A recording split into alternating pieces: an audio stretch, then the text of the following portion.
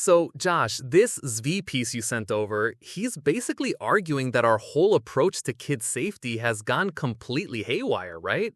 That we're overprotecting them to a disastrous degree. Haywire is putting it mildly, Ben. He calls it safetyism, and it's not just a minor inconvenience.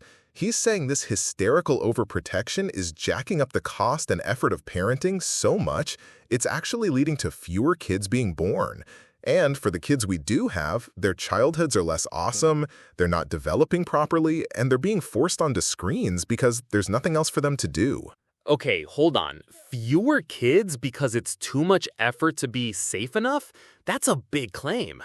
Are we talking about actual financial costs or something else? It's both, but Zvi really hammers the time and effort.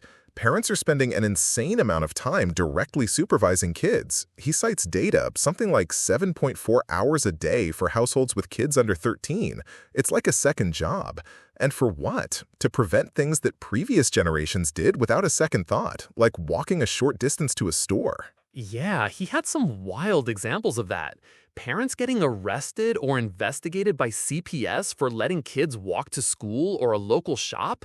That sounds almost like urban legends. Is this stuff really happening frequently? Apparently, yes. He lays out a parade of absurdities. A mom jailed because her 7-year-old walked a quarter mile to McDonald's.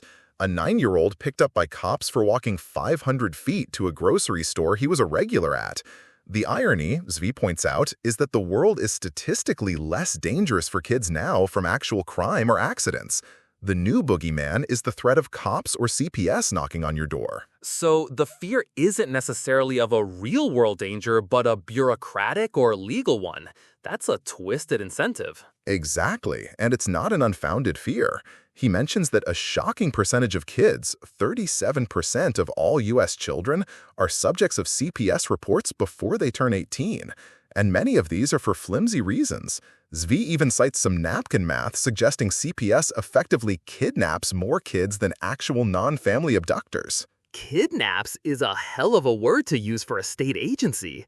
Is he saying CPS is actively malicious or just that the system is broken by this safety paranoia? I think he's arguing the latter, that the system is now so geared towards intervention based on this heightened sense of safety that it's doing more harm than good in many cases. Even when reasonable childhood independence laws are passed in some states, laws meant to protect parents for letting kids do normal stuff, they're often ignored by authorities on the ground. You can be technically in the right and still have your life turned upside down. So this creates a parental safety arms race, as he calls it. Everyone feels pressured to be more restrictive than the next person or risk being seen as negligent. Precisely, and the default then becomes constant supervision or, you guessed it, screens. If kids can't go outside, can't explore, can't be unsupervised for a minute, what else is there? It's not that parents want to plunk their kids in front of Cocomelon all day, it's that the alternatives have been systematically dismantled by this fear. Okay, so what's the way out of this mess, according to Zvi? Just tell everyone to chill out? That seems unlikely to work if the legal hammer is still there. He says we need to push back hard, treat kids like the capable, albeit smaller, humans they are. Let them be bored sometimes. Let them take on responsibility. Talk to them like they have brains. He's calling for a major cultural and legal shift. We need to find a middle ground where kids can have independence without parents living in constant terror of state intervention. And what about technology? He mentions tracking phones having a panopticon vibe, which sounds ominous. Is that a solution or just another layer of control? Zvi seems to see it as a double-edged sword. On one hand, location tracking might, paradoxically, enable more freedom, because a parent knows the kid can't get truly lost, and it could be a defense if some busybody calls the cops. On the other hand, constant monitoring of messages and activity is a privacy nightmare. He's wary, but acknowledges it might offer some defense against the current climate of fear. So the ultimate goal is to recalibrate our societal definition of good parenting away from constant surveillance and back towards fostering independence. Exactly. Let kids be kids again, before, as Zvi puts it, we all go completely insane. It's about challenging these overblown fears and empowering parents to trust their judgment and for the legal system to respect reasonable childhood independence. It's a big ask, but the alternative he paints is pretty grim. All right, Josh. Anthropic just dropped their new Claude 4 models. The height machine is whirring. Lay it on us. Are we talking incremental updates or something genuinely game-changing here? So we've got two main players, Opus 4 and Sonnet 4. Think of Opus 4 as the heavyweight champion. If you've got deep pockets and some patience, Zvi from Don't Worry About the Vase is pretty convinced it's the top dog right now, especially for complex coding and what he calls agentic tasks, stuff where the AI needs to act a bit more independently. Okay, agentic tasks. So Opus is the beast. What about Sonnet 4? Is it just a watered-down Opus, or is that 4 in its name for a reason? I hear it's got some of those agentic capabilities too. Exactly. Sonnet 4 gets the 4 badge largely for those new agent-like skills. For your average user, though, it's not this massive leap from Claude 3.7 on general tasks. It's a solid contender in its price bracket for sure, but there's a bit of what Zvi calls small model smell.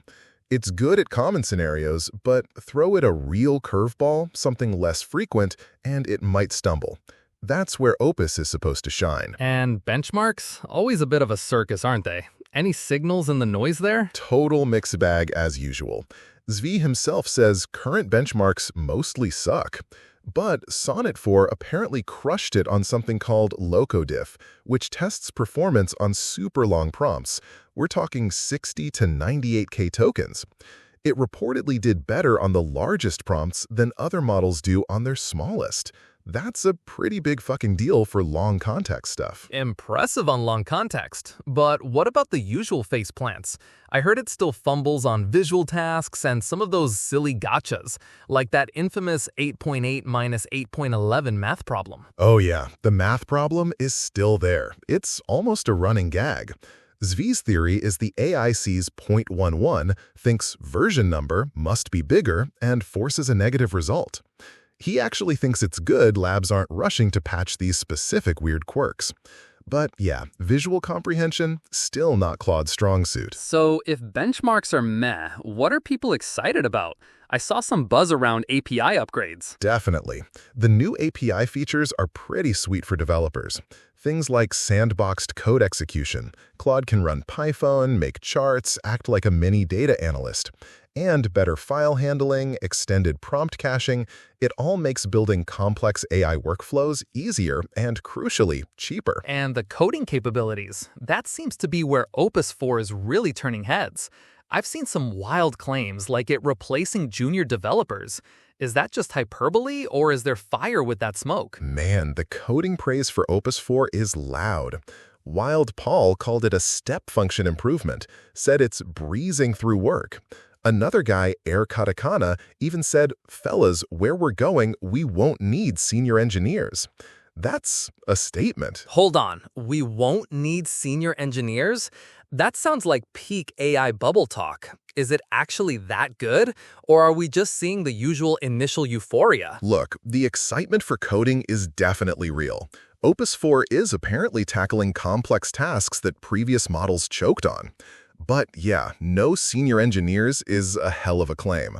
More realistically, it's a massively powerful tool. But the biggest, most glaring omission, Ben, the thing everyone's screaming for, is persistent memory. Still no memory? Seriously? After all this buildup for a version 4? That feels like a fundamental feature they've just skipped. What's the deal there? It's a huge miss. People loved memory in Opus 3. It was a massive unlock. Some users are even saying they're going back to older models because Claude 4 lacks it. Anthropic's Dario teased it back in January, and then crickets. It's a glaring hole, and users are, understandably, pretty vocal. So, given that, what's the general vibe from users? Is it a love it or hate it situation? Pretty much. You've got coders who are absolutely blown away by Opus 4. Then you've got others, especially looking at Sonnet, who are underwhelmed, saying it's not a huge jump from 3.x. Some even find the new models a bit insufferable or too sycophantic. Peter Stillman apparently switched back to Haiku 3.5 for simple stuff like calorie tracking. His logic? For simple shit, why use a complex, overly eager-to-please model? Makes sense. Now, there's this talk of the opus nature. Sounds a bit mystical. What are they even talking about there? Is it just flowery language for a slightly better algorithm? It's this recurring observation that the opus line, and now apparently opus 4, has this unique quality. Some describe it as exhibiting productive uncertainty, an ability to co-create meaning, almost like it has a deeper level of understanding or something. It's less about just spitting out an answer and more about a nuanced interaction. But word All right, Josh. So I'm hearing a lot of noise about this VO3. What's the deal? Is this another one of those AI hype cycles, or is there actually something to it this time for video? Ben, this is the real deal. Remember how things kind of went quiet on the AI front after Claude 4 Opus dropped? Well, the silence is broken. VO3 is making AI video genuinely interesting. We're talking holy shit moments, not just tech demos. Holy shit, it's strong. So, what are we seeing? Can it actually, make a coherent, watchable video, or is it still that weird, wobbly AI aesthetic? It can make genuinely good stuff if you're clever. There's this piece, Prompt Theory, that's a perfect example. They had a killer script and embraced what AI excels at right now. Short, impactful, like 8-second clips. Think of it as a new, more sophisticated TikTok, but with a higher barrier to entry, which is great for actual creatives. 8-second clips? So we're stringing together mini videos? How does that scale to anything longer? And what about sound? That's always been a huge hurdle. Exactly, stringing them together. And for those short clips, sound is pretty much there with VO3.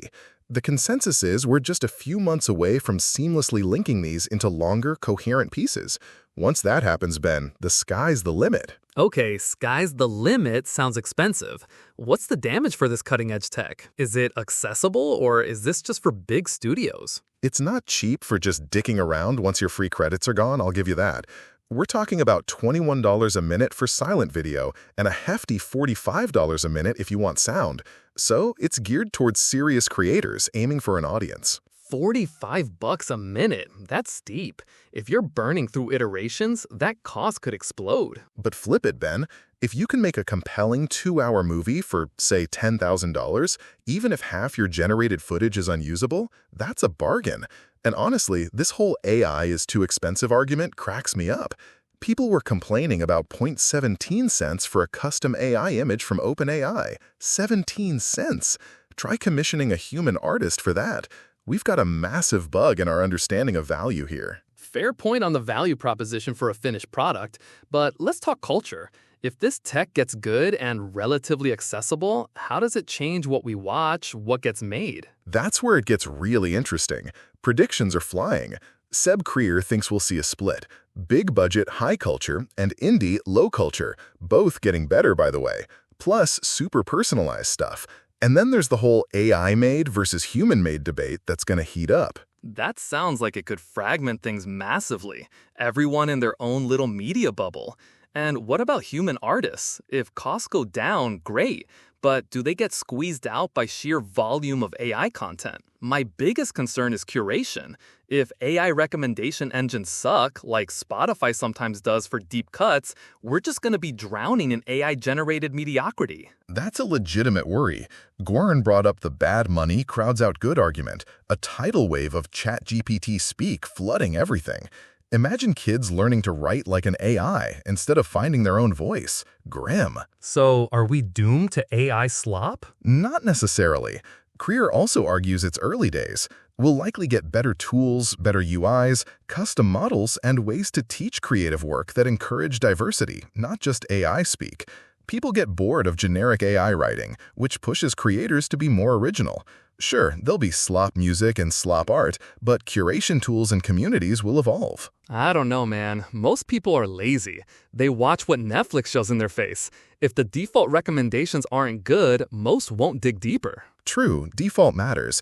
But look, the fact that Reed Hastings from Netflix just joined Anthropic's board and threw $50 million at it tells you something. A media titan is getting serious. Imagine Claude AI curating your Netflix queue with full access to their entire catalog. That's the kind of integration that could actually improve those default recommendations significantly. Okay, Claude picking my movies? That I could get behind.